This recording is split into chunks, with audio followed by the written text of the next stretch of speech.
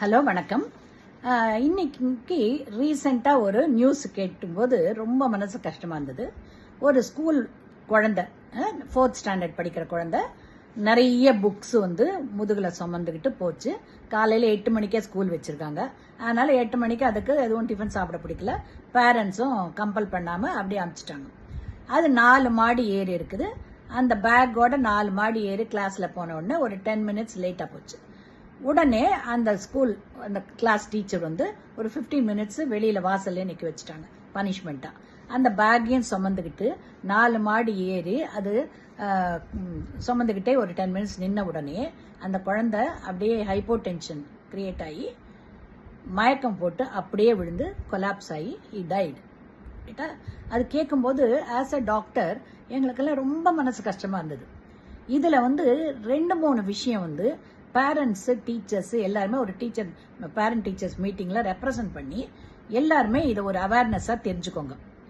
அன்னெசரியா அந்த குழந்தை உயிர் போறதுக்கு பேரண்ட்ஸும் காரணம், டீச்சர்ஸும் காரணம். ரைட்டா? அது காரணம். இன்னொன்னு என்ன சொல்றேன், அந்த டீச்சிங் பீப்புள் ஒரு 10 மினிட்ஸ் லேட்டா வந்ததுனால ஒன்னும் ஆயிட போறது இல்லை. அந்த குழந்தைக்கு அப்படி பனிஷ்மெண்ட் கொடுத்துருக்க வேணாம். ரைட்டா? ஏன்னா சிசிடிவி கேமரா அப்படி பார்க்கும்போது அந்த கிளாஸ் இன்னும் ஸ்டார்ட் ஆகல, பசங்களாம் சும்மா விளையாடிட்டே இருக்குது. அப்போ நடக்காத ஒரு கிளாஸுக்கு இந்த குழந்தை லேட்டா வந்தா என்ன, அது அந்த மாதிரி நிறுத்தி இருக்க வேணாம். நம்பர் 2 அவ்வளவு பெரிய பேக் குழந்தைங்களை சுமக்க வைக்க கூடாது.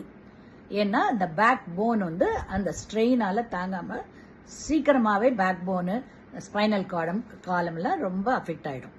ரைட்டா? அது ரொம்ப ரொம்ப தப்பு. இல்லைன்னா கூன் விழுந்துடும் குழந்தைங்களுக்கு. ஸோ இது ஒரு சைல்டு அபியூஸ் மாதிரி. அதனால என்ன ஹோம்ஒர்க்கோ அந்த ஹோம்ஒர்க் இருக்கிற புக்கை மட்டும் எடுத்துட்டு போயிட்டு ஹோம்ஒர்க் முடிச்சுட்டு எடுத்துட்டோம். மீதி எல்லாம் ஸ்கூல்லயே ஃபாரின்லாம் வச்சிருக்க மாதிரி ஸ்கூல்லயே ஒரு லாக்கர் வச்சு இவங்களோட புக்ஸுக்கெல்லாம் ஒரு லாக்கர் கொடுத்து அதில் வச்சிடலாம். ஸ்கூல்ல இருக்கும்போது படிக்கட்டும், ஹோம்ஒர்க் புக்கு மட்டும் வீட்டுக்கு எடுத்துட்டு போட்டோம். அந்த மாதிரி ஒரு சிஸ்டம் வைக்கணும். ஸோ அந்த ஓவர்லோடிங் எடுக்கக்கூடாது. நம்பர் 2 8 o'clock கிளாஸ் வைக்க வேண்டிய அவசியம் என்ன இருக்கு?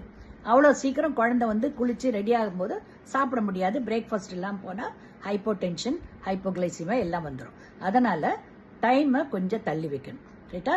அடுத்தது, அவ்வளோ மாடி மேலே ஏறின உடனே அந்த குழந்தை ரொம்ப டயர்ட் ஆகிடும். அதனால போன உடனே ப்ராப்பராக கிளாஸில் உட்கார விட்டு கொஞ்ச நேரம் ரிலாக்ஸ் ஆனதுக்கு அப்புறம் தான் கிளாஸஸ் எடுக்கணும்.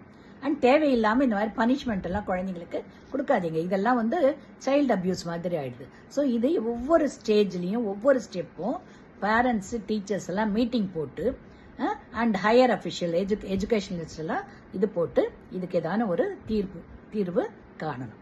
ஓகேங்களா?